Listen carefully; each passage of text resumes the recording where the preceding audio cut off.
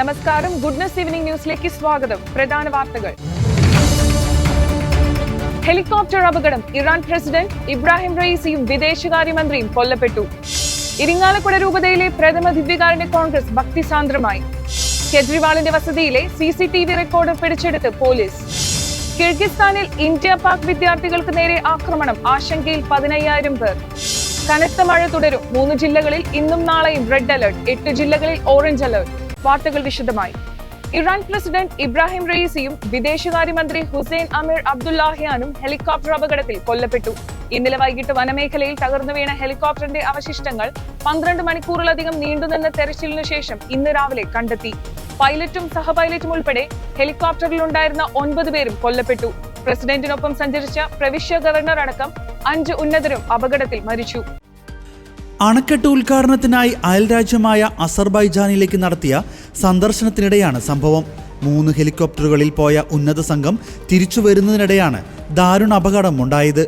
യാത്രാ സംഘത്തിന്റെ 3 ഹെലികോപ്റ്ററുകളിൽ 2 സുരക്ഷിതമായി ഇറാനിൽ മടങ്ങിയെത്തിയെങ്കിലും പ്രസിഡന്റ് റയീസിയും വിദേശകാര്യമന്ത്രിയും കയറിയ ഹെലികോപ്റ്റർ മാത്രം മൂടൽമഞ്ഞിൽ കാണാതായി. പിന്നീട് ഹെലികോപ്റ്റർ കണ്ടെത്താനായി രക്ഷാദൗത്യം ആരംഭിക്കുകയായിരുന്നു. ഏറെ ദുഷ്കരമായ ദൗത്യത്തിനൊടുവിലാണ് ഹെലികോപ്റ്റർ കണ്ടെത്താനായത്. ആദ്യഘട്ടത്തിൽ ഹെലികോപ്റ്റർ എവിടെയെന്നൊരു സൂചനയും ലഭിച്ചിരുന്നില്ല. രക്ഷാദൗത്യത്തിൽ ഇറാനെ സഹായിക്കാൻ റഷ്യയും തുർക്കിയും എത്തി. ഇതോടെ രക്ഷാദൗത്യം കൂടുതൽ ഊർജിതമായി. മൂടൽമഞ്ഞിലും ചിത്രമെടുക്കാൻ കഴിയുന്ന ഡ്രോണുകളും പരിശീലനം കിട്ടിയ ദൗത്യസംഘത്തെയും ഇരു രാജ്യങ്ങളും നൽകി. അങ്ങനെ കിട്ടിയ ഒരു ഡ്രോണിലാണ് തകർന്ന ഹെലികോപ്റ്ററിന്റെ ആദ്യ ദൃശ്യം പതിഞ്ഞത്. പിന്നാലെ അവിടേക്ക് കുതിച്ചെത്തിയ രക്ഷാസംഘം കത്തിക്കരിഞ്ഞ കോപ്റ്ററും ശരീര അവശിഷ്ടങ്ങളുമാണ് ആദ്യം കണ്ടത്. ഇതിനു പിന്നാലെ ആരും ജീവനോടെ ഇല്ലെന്ന് സ്ഥിരീകരിച്ചു. മലയിടുക്കുകളിൽ തട്ടിയാണ് ഹെലികോപ്റ്റർ തകർന്നത് എന്നാണ് പ്രാഥമിക നിഗമനം. പ്രവിശ്യ ഗവർണർ മാലിക് റഹ്മദി, ഇറാൻ പരമോന്നത നേതാവിന്റെ പ്രതിനിധി ആയത്തുള്ള മുഹമ്മദ് അലി എന്നിവരും അപകടത്തിൽ മരിച്ചിട്ടുണ്ട്. ഹെലികോപ്റ്ററിന്റെ പൈലറ്റും സഹപൈലറ്റും സഹായികളും പ്രസിഡന്റിന്റെ അംഗരക്ഷകരുമടക്കം ആരും രക്ഷപ്പെട്ടിട്ടില്ല. പ്രസിഡന്റിന്റെ മരണവാർത്ത സ്ഥിരീകരിച്ച ശേഷം ചേർന്ന മന്ത്രിസഭാ യോഗം റയീസിയുടെ ഇരിപ്പിടത്തിൽ കറുത്ത തുണി വിരിച്ചാണ് ചേർന്നത്. വൈസ് പ്രസിഡന്റ് മുഹമ്മദ് മുഖ്ബർ ആയിരിക്കും ഇനി ഇറാന്റെ താൽക്കാലിക പ്രസിഡന്റ്. സംസ്ഥാനത്ത് തദ്ദേശ വാർഡ് വിഭജനത്തിന് ഓർഡിനൻസ് ഇറക്കാൻ മന്ത്രിസഭായോഗ തീരുമാനം. സംസ്ഥാന തെരഞ്ഞെടുപ്പ് കമ്മീഷണറുടെ നേതൃത്വത്തിൽ പ്രത്യേക കമ്മീഷൻ രൂപീകരിക്കും. 1200 വാർഡുകൾ അധികം വരും. കൂടിയാലോചനയില്ലാത്ത തീരുമാനമെന്ന വിമർശനം പ്രതിപക്ഷത്തിനുണ്ട്. സർക്കാർ നിയോഗിക്കുന്ന 4 പേരാണ് സമിതിയിലെ മറ്റ് അംഗങ്ങൾ. 6 മാസത്തിനകം നടപടികൾ പൂർത്തിയാക്കാനാണ് തീരുമാനം. സംസ്ഥാനത്ത് തദ്ദേശ വാർഡ് വിഭജനത്തിന് ജനസംഖ്യാനുപാതികമായുള്ള വാർഡ് വിഭജനമാണ് ഉദ്ദേശിക്കുന്നത്. 2011 സെൻസസ് അനുസരിച്ച് വാർഡുകൾ പുനഃക്രമീകരിക്കാനാണ് തീരുമാനം. ഗ്രാമപഞ്ചായത്തിൽ 1000 പേർക്ക് ഒരു വാർഡെന്നാണ് കണക്ക്. 941 പഞ്ചായത്തുകളിലും 87 മുനിസിപ്പാലിറ്റികളിലും 6 കോർപ്പറേഷനുകളുമായി 1200 വാർഡ് അധികം വരും. അടുത്ത വർഷം ഒക്ടോബറിൽ നടക്കുന്ന തദ്ദേശ ഭരണ തെരഞ്ഞെടുപ്പിന് മുമ്പ് വാർഡ് വിഭജനം പൂർത്തിയാക്കാനാണ് തീരുമാനം. 2010 അവസാനം വാർഡ് വിഭജനം നടന്നത്. 2015 ഭാഗികമായ പുനർനിർണയവും നടന്നു. സമീപകാലത്തെ വാർഡ് വിഭജന നടപടികൾ പലതും രാഷ്ട്രീയ വിവാദമായിരുന്നു. ചർച്ച പോലും നടക്കാത്തതിൽ പ്രതിപക്ഷത്തിന് പ്രതിഷേധമുണ്ട്. വാർഡ് വിഭജന ഓർഡിനൻസ് അംഗീകരിക്കാൻ മാത്രമായാണ് ഇന്ന് മന്ത്രിസഭാ യോഗം ചേർന്നത്. സംസ്ഥാന തെരഞ്ഞെടുപ്പ് കമ്മീഷണറുടെ നേതൃത്വത്തിൽ പ്രത്യേക കമ്മീഷൻ ഇതിനായി ഉണ്ടാകും. സർക്കാർ നിയോഗിക്കുന്ന 4 പേരാണ് സമിതിയിലെ മറ്റംഗങ്ങൾ. 6 മാസത്തിനകം നടപടികൾ പൂർത്തിയാക്കാനാണ് തീരുമാനം. ദിവ്യകാരുണ്യത്തിന്റെ ശക്തിയും ചൈതന്യവും പങ്കുവച്ച് ഇരിങ്ങാലക്കുട രൂപത ദിവ്യകാരുണ്യ കോൺഗ്രസ് ക്രിസ്തു വിശ്വാസത്തിന്റെ ആഘോഷമായി. കേരള സഭാ നവീകരണത്തിന്റെയും രൂപത സുവർണ ജൂബിലി വാർഷികത്തിന്റെയും മുന്നോടിയായാണ് ഇരിങ്ങാലക്കുട രൂപതയുടെ പ്രഥമ ദിവ്യകാരുണ്യ കോൺഗ്രസ് നടത്തപ്പെട്ടത്. രൂപത ഭദ്രാസന ദേവാലയമായ സെയിന്റ് തോമസ് കത്തീഡ്രൽ അങ്കണത്തിൽ രൂപത മെത്രാൻ അഭിവന്യ മാർ പോളി കണ്ണുക്കാടിന്റെ അധ്യക്ഷതയിൽ നടന്ന ദിവ്യകാരുണ്യ കോൺഗ്രസ് സമ്മേളനം apostolic nuncio arch bishop emeritus Mar George Panikkulam ഉദ്ഘാടനം ചെയ്തു. വിശുദ്ധ കുർബാനയിൽ നിന്ന് ശക്തി സ്വീകരിച്ച് ജീവകാരുണ്യമായി ക്രൈസ്തവ ജീവിതം തീരട്ടെയെന്നും അദ്ദേഹം ആശംസിച്ചു. മെയ് 19 രാവിലെ 9:30 മുതൽ കത്തീഡ്രൽ ദേവാലയത്തിനോട് ചേർന്ന് 7 കേന്ദ്രങ്ങളിലായി ദിവ്യകാരുണ്യ സെമിനാറുകളോടെയാണ് ദിവ്യകാരുണ്യ കോൺഗ്രസ് ആരംഭിച്ചത്. Kidney federation of India chairman father Davis Cherumal, Kottappuram രൂപത മെത്രാൻ right reverend doctor Ambrose Puthenveettil, father Joy Chencheriyil MCBS, father doctor Sebastian Chalakkal, father doctor Joseph Puthenpurackal OFM, Shri Sasi Nirmala Emmanuel, reverend father Elias OFM, reverend father James Pallippattu തുടങ്ങിയവർ സെമിനാറുകൾ നയിച്ചു. തുടർന്ന് പ്രധാന വേദിയായ കത്തീഡ്രൽ ദേവാലയ അങ്കണത്തിൽ ദിവ്യകാരുണ്യ ആരാധനയും ദിവ്യബലിയും ദിവ്യകാരുണ്യ യേശുവിനെ എഴുന്നള്ളിച്ചുകൊണ്ടുള്ള നഗരപ്രദക്ഷിണവും നടത്തപ്പെട്ടു. Divine retreat centre English campus director reverend doctor Augustine Vallooran VC, Thrissur അതിരൂപത സഹായമെത്രാൻ മാർ ടോണി നീലങ്കാവിൽ എന്നിവർ ദിവ്യകാരുണ്യ ആരാധനയ്ക്ക് നേതൃത്വം നൽകി. രൂപതാ മെത്രാൻ അഭിമന്യമാർ പോളി കണ്ണൂക്കാടൻ മുഖ്യ കാർമ്മികത്വം വഹിച്ച വിശുദ്ധ കുർബാനയിൽ പാലക്കാട് രൂപതാ മെത്രാൻ മാർ പീറ്റർ കൊച്ചുപുരയ്ക്കൽ വചന സന്ദേശം നൽകി. രൂപത syncellus and general coordinator monsignor Jose Maliyekkal, general convener father Rijoy Pazhayattil, cathedral വികാരി father doctor Lazar Kuttikkadan, joint convener Shri Linson Ookken തുടങ്ങിയവർ പ്രോഗ്രാമുകൾക്ക് നേതൃത്വം നൽകി. രൂപതയിലെ 2.5 ലക്ഷത്തോളം അൽമായ വിശ്വാസികളുടെ പ്രതിനിധികളും വൈദികരും സന്യസ്തരുമടക്കം 10,000-ഓളം വിശ്വാസികൾ ഈ ദിവ്യകാരുണ്യ കേന്ദ്രീകൃത മഹോത്സവത്തിൽ പങ്കാളികളായത്. അന്തരിച്ച ബിലീവേഴ്സ് ഈസ്റ്റേൺ ചർച്ച് അധ്യക്ഷൻ ഡോക്ടർ KP യോഹാന്റെ മൃതദേഹം ഇന്ന് തിരുവല്ലയിലെ സഭ ആസ്ഥാനത്ത് പൊതുദർശനത്തിന് വച്ചു. ഇന്ന് രാവിലെ 9 മണി മുതൽ നാളെ രാവിലെ 9 മണി വരെ ബിലീവേഴ്സ് കൺവെൻഷണൽ സെന്ററിലാണ് പൊതുദർശനം. പള്ളിയിലേക്ക് വിലാപയാത്രയായി പോയ ശേഷം നാളെ 11 മണിയോടെ സംസ്കാര ചടങ്ങുകൾ തുടങ്ങും. ബിലീവേഴ്സ് ചർച്ച് അധ്യക്ഷൻ ഡോക്ടർ KP യോഹാന്റെ സംസ്കാരം ചെന്നൈ അതിഭദ്രാസനത്തിന്റെ ചുമതലയുള്ള ഡോക്ടർ സാമുവൽ മാർ തെയോഫിലോസിന്റെ അധ്യക്ഷതയിലുള്ള സമിതി ശുശ്രൂഷകൾക്ക് നേതൃത്വം നൽകും. യുഎസിലെ ഡാലസിലുണ്ടായ അപകടത്തിൽ ഗുരുതരമായി പരിക്കേറ്റ് ഡാലസിലെ സിൽവർ സിൻഡിൽ പ്രഭാത സവാരിക്കിടെയാണ് വാഹനമോടിച്ച് നെഞ്ചിനും തലയ്ക്കും ഗുരുതരമായി പരിക്കേറ്റത്. ആന്തരിക അവയവങ്ങളിലുണ്ടായ രക്തസ്രാവം നിലയ്ക്കാൻ ശസ്ത്രക്രിയ നടത്തി. ആരോഗ്യനിലയിൽ നേരിയ പുരോഗതി കണ്ടെങ്കിലും ഇന്ത്യൻ സമയം ബുധനാഴ്ച രാത്രി 7 മണിയോടെ മരിച്ചു. എറണാകുളം നെടുമ്പാശ്ശേരിയിലെ അവയവ മാഫിയ കേസിൽ 5 വർഷത്തിനിടെ രാജ്യത്തെ പല സംസ്ഥാനങ്ങളിൽ നിന്നും പ്രതിയായ സാബിത് നാസർ ദാതാക്കളെ ഇറാനിലെത്തിച്ചെന്ന് വിവരം. ഉത്തരേന്ത്യൻ സംസ്ഥാനങ്ങളിൽ നിന്നുള്ളവരെ അടക്കം ഇറാനിലെ ഫരീദി ഖാൻ ആശുപത്രിയിൽ ശസ്ത്രക്രിയയ്ക്ക് എത്തിച്ച് സ്വീകർത്താവിൽ നിന്ന് പണം വാങ്ങിയെടുത്തു. രാജ്യാന്തര മാഫിയ സംഘങ്ങളുടെ പങ്ക് സംശയിക്കുന്ന കേസിൽ കേന്ദ്ര ഏജൻസികളും പ്രാഥമിക അന്വേഷണം തുടങ്ങി.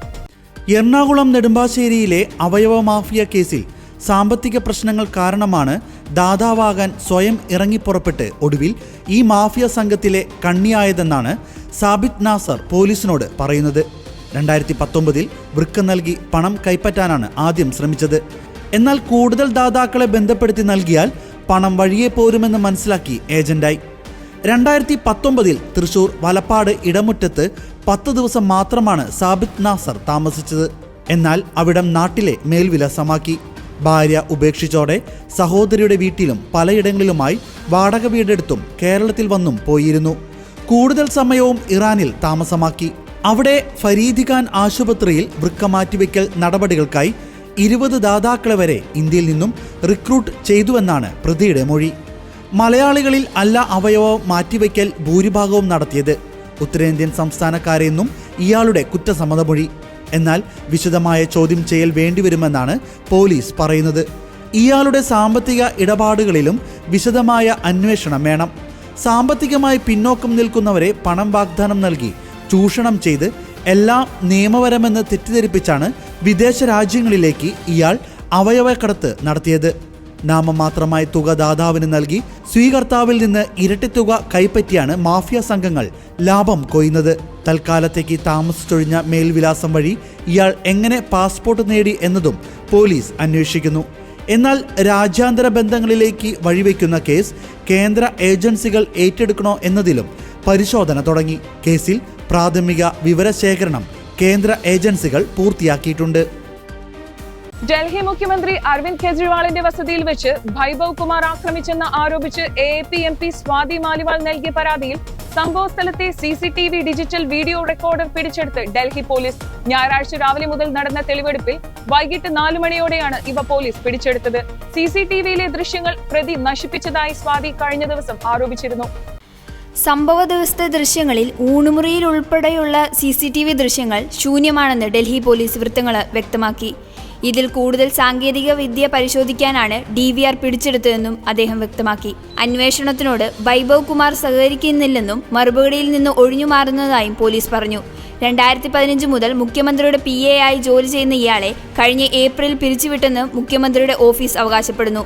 എന്നിട്ടും ഇയാൾ എങ്ങനെ മുഖ്യമന്ത്രിയുടെ ഓഫീസ് ജോലി ചെയ്യുന്നുവെന്നും പോലീസ് അന്വേഷിക്കുന്നുണ്ട്. ഫോൺ സാങ്കേതിക വിദഗ്ധന്റെ സഹായത്തോടെ പരിശോധിക്കുമെന്നും പോലീസ് അറിയിച്ചു. എന്നാൽ സ്വാതിയുടെ വാദങ്ങളെല്ലാം കള്ളമാണെന്ന് വൈഭവിന്റെ അഭിഭാഷകൻ ശനിയാഴ്ച 30 ഹസാരി കോടതിയിൽ അറിയിച്ചിരുന്നു. മുൻകൂട്ടി അനുമതി തേടിയാണ് സ്വാതി മുഖ്യമന്ത്രിയുടെ ഓഫീസിലെത്തിയത്. മർദ്ദനമേറ്റെന്ന പരാതി നൽകുന്നതും സംഭവം നടന്ന് ആരോപിക്കുന്ന ദിനത്തിന് 3 ദിവസം കഴിഞ്ഞാണ്. ചികിത്സ തേടിയിട്ടില്ലെന്നും വൈഭവിന്റെ അഭിഭാഷകൻ രാജീവ് മോഹൻ അറിയിച്ചു. മെയ് 13 രാവിലെ നടന്ന സ്വാതി ആരോപിക്കുന്ന ആക്രമണത്തിൽ ശനിയാഴ്ചയാണ് വൈഭവിനെ ഡൽഹി പോലീസ് അറസ്റ്റ് ചെയ്തത്. രാത്രിയോടെ 30 ഹസാരി കോടതിയിൽ ഹാജരാക്കിയ വൈഭവിനെ 5 ദിവസത്തെ പോലീസ് കസ്റ്റഡിയിൽ വിട്ടു.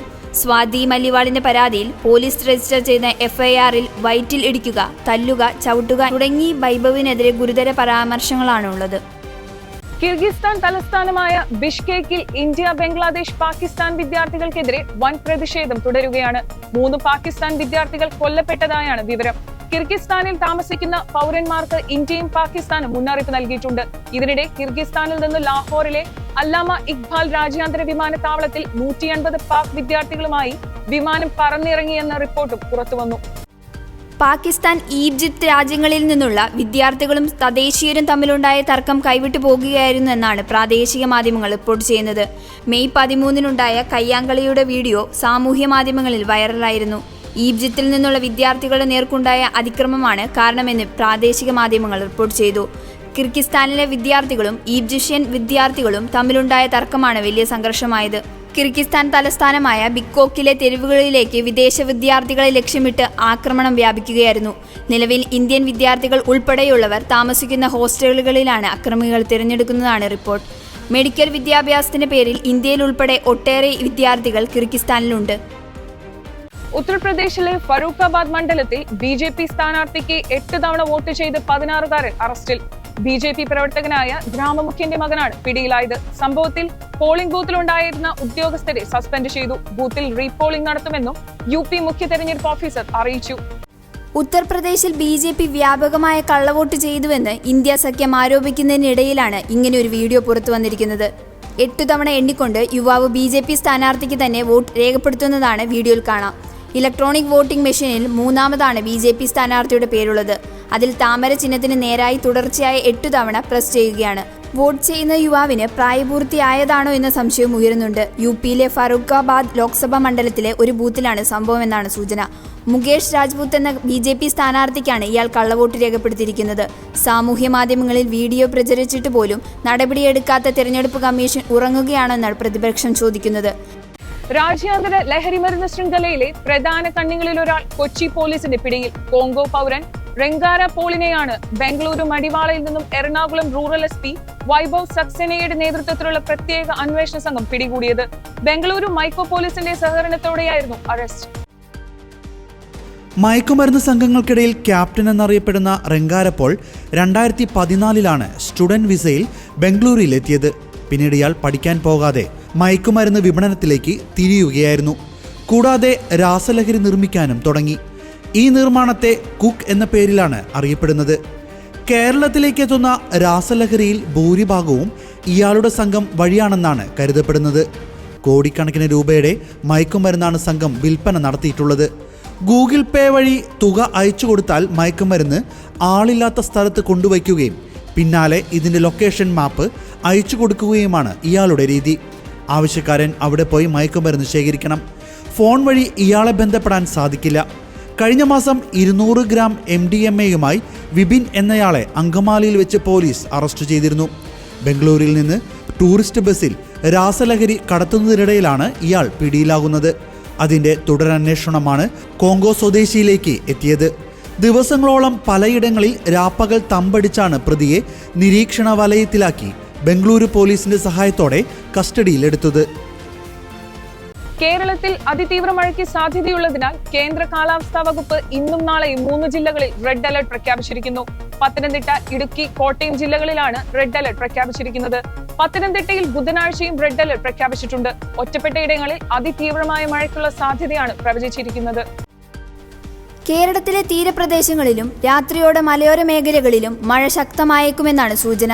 തീരത്തോട് ചേർന്ന കനത്ത മഴമേഘങ്ങൾ രൂപപ്പെട്ടിട്ടുണ്ട്. അതിനിടെ തെക്കു പടിഞ്ഞാറൻ കാലവർഷം ആൻഡമാൻ നിക്കോബാർ ദ്വീപുകളിൽ എത്തിയതായി കാലാവസ്ഥാ വകുപ്പ് അറിയിച്ചു. മെയ് 30 കേരളത്തിലെത്തുമെന്നാണ് കണക്കുകൂട്ടൽ. റെഡ്, ഓറഞ്ച് അലർട്ട് പ്രഖ്യാപിച്ച ജില്ലകളിൽ മുന്നൊരുക്കങ്ങൾ നടത്താൻ സംസ്ഥാന ദുരന്ത നിവാരണ അതോറിറ്റി നിർദ്ദേശം നൽകിയിട്ടുണ്ട്. ബംഗാൾ ഉൾക്കടലിൽ ഈ സീസണിലെ ആദ്യ ന്യൂനമർദ്ദം രൂപപ്പെട്ടതിന് മുന്നോടിയായാണ് ഇപ്പോഴത്തെ മഴ. അതിതീവ്ര മഴയിൽ കുറഞ്ഞ സമയത്തിൽ വലിയ മഴ പ്രതീക്ഷിക്കുന്നതിനാൽ മലവെള്ളപ്പാച്ചിലിനും മിന്നൽ പ്രളയത്തിനും നഗരപ്രദേശങ്ങളിൽ വെള്ളക്കെട്ടിനും സാധ്യതയുണ്ടെന്ന് അതോറിറ്റി അറിയിച്ചു. മിന്നലിനും കാറ്റിനും സാധ്യതയുണ്ട്. വെള്ളച്ചാട്ടങ്ങൾ, ജലാശയങ്ങൾ, മേഖലകൾ എന്നിവിടങ്ങളിലേക്ക് വിനോദയാത്രകൾ ഒഴിവാക്കണം. തീരപ്രദേശത്ത് ജാഗ്രത പാലിക്കണം. മോശം കാലാവസ്ഥയും ശക്തമായ കാറ്റും പ്രതീക്ഷിക്കുന്നതിനാൽ കേരള തീരത്തു നിന്ന് മത്സ്യത്തൊഴിലാളികൾ ഇനിയൊരു അറിയിപ്പുണ്ടാകും വരെ കടലിൽ പോകാൻ പാടില്ല. എല്ലാ ജില്ലകളിലും 24 മണിക്കൂർ താലൂക്ക് ജില്ലാ കൺട്രോൾ റൂം പ്രവർത്തനം ആരംഭിച്ചു. ഇതോടെ ഗുഡ് ന്യൂസ് ഈവനിംഗ് ന്യൂസ് സമാപിച്ചു. കൂടുതൽ വാർത്താ അപ്ഡേറ്റുകൾക്കായി ഗുഡ് ന്യൂസ് ചാനൽ സന്ദർശിക്കുക. നന്ദി.